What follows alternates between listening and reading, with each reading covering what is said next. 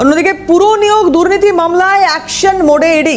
শহরের মোট ৮ জায়গায় তল্লাশি অভিযান ইডির। তৃণমূল বিধায়ক মদন মিত্রের বাড়িতে ইডির তল্লাশি অভিযান। বেলেঘাটার এক ব্যবসায়ীর বাড়িতেও চলছে তল্লাশি। সন্তোষপুরের অভিজাত ক্লাবে সেখানেও তল্লাশি চলছে। অয়নশীলের অফিসে তল্লাশি অভিযান।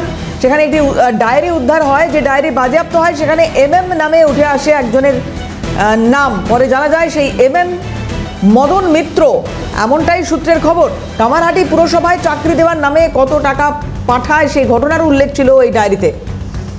মদন মিত্রের ঘনিষ্ঠ এক ব্যবসায়ীর সঙ্গেও লেনদেন সেই সূত্র পাওয়া যায়। আর তাতেই শহরের মোট ৮ জায়গায় তল্লাশি অভিযান ইডির। অয়নশীলকে জেরা করে যে তথ্য উঠে এসেছে তাই নয়া একটি তথ্যের ভিত্তিতেই এই ইডির তল্লাশি অভিযান চলছে। শহরের মোট ৮ জায়গায় চলছে এই তল্লাশি অভিযান।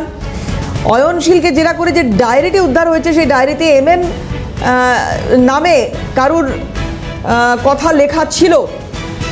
পরবর্তী ক্ষেত্রে দেখা যায় যে সেই হচ্ছেন মদন মিত্র, এমনটাই সূত্রের খবর।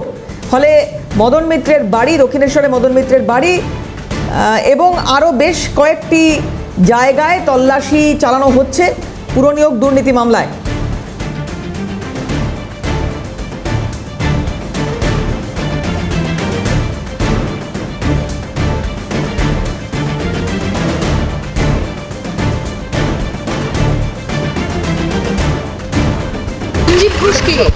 ওর মালিক। আচ্ছা, উনি কি ব্যবসা কি করেন? কি ওই কনস্ট্রাক্ট শুনেছি আমি। মানে মদন মিত্র, তারপরে এরা সব আসতো, অয়নশীল। না না না না এখানে এই বাড়িতে আসতো না, এ আমাদের এলাকায় আসতো অনেক বছর আগে। সঞ্জীব ঘোষ যেতেন ওনাদের বাড়িতে?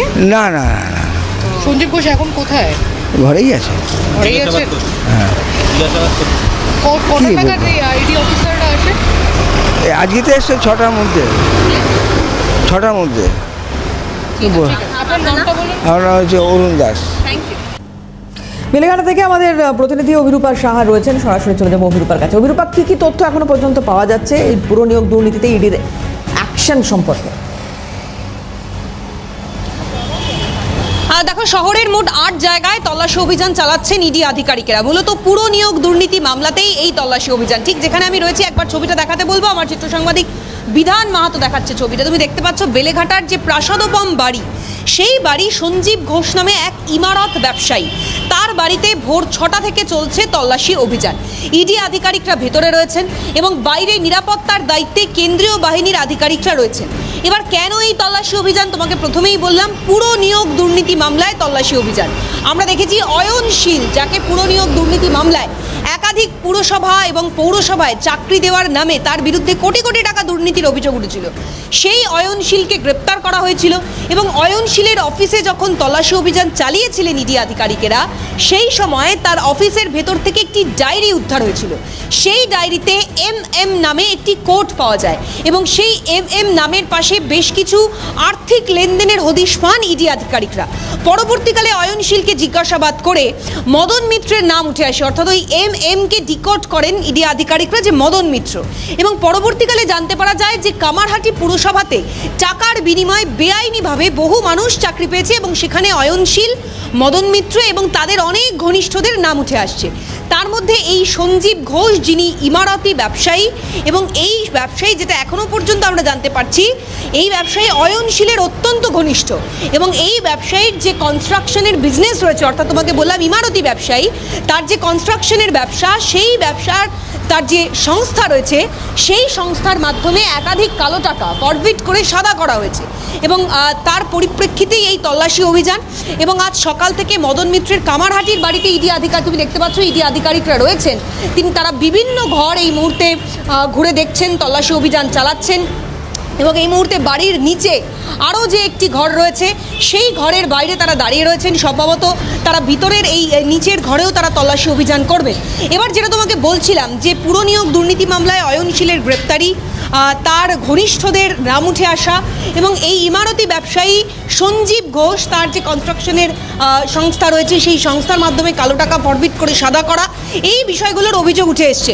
ফলে আজ সকাল থেকে কামারহাটিতে মদন মিত্রের যে বাড়ি যে ফ্ল্যাট সেখানে যেমন তল্লাশি অভিযান করা হচ্ছে, জোকাতে মদন মিত্রের পুরনো একটি ফ্ল্যাট রয়েছে সেখানেও তল্লাশি অভিযান চালানো হচ্ছে এবং তার সঙ্গে সঙ্গে অয়নশীল ঘনিষ্ঠ সঞ্জীব ঘোষ বেলেঘাটার এই বাড়িতে তল্লাশি অভিযান চলছে এবং তার সঙ্গে সঙ্গে মদন মিত্রের ভবানীপুরের যে বাড়ি সেখানেও সাত সকালবেলা ইডি আধিকারিকরা পৌঁছেছিলেন এবং সন্তোষপুরের একটি অভিজাত ক্লাব সেখানেও তল্লাশি অভিযান চালিয়ে নিয়ে যাওয়া হচ্ছে, যেটা প্রাথমিকভাবে ইডি আধিকারিকরা মনে করছেন ভবানীপুরের ওই অভিজাত ক্লাব মেট্রোপলিটন ক্লাব যেখানে বসে একাধিক গুরুত্বপূর্ণ বৈঠক হয়েছিল এই চাকরি দেওয়া নেওয়ার ক্ষেত্রে এবং টাকার লেনদেন হয়েছিল এবং ওই ক্লাবের যে সংস্থা রয়েছে বা ম্যানেজিং ডিরেক্টর যিনি রয়েছেন তারও একটা ইনভলভমেন্ট পাওয়া যাচ্ছে। ফলে সমস্ত দিক থেকে ইডি আধিকারিকরা সকাল থেকেই তল্লাশি অভিযান চালাচ্ছেন এবং এই তল্লাশি অভিযান অত্যন্ত গুরুত্বপূর্ণ এবং মদন মিত্রকে জিজ্ঞাসাবাদ সেটাও অত্যন্ত গুরুত্বপূর্ণ এবং সঞ্জীব ঘোষ আমি একটা জিনিস আমি খুব ছোট করে একটু জানতে চাইবো অভিরূপা তোমার কাছে, এই যে বাড়িটা দেখছি আমি আরেকবার একটু যদি ফুল স্ক্রিন দেখাতে পারি,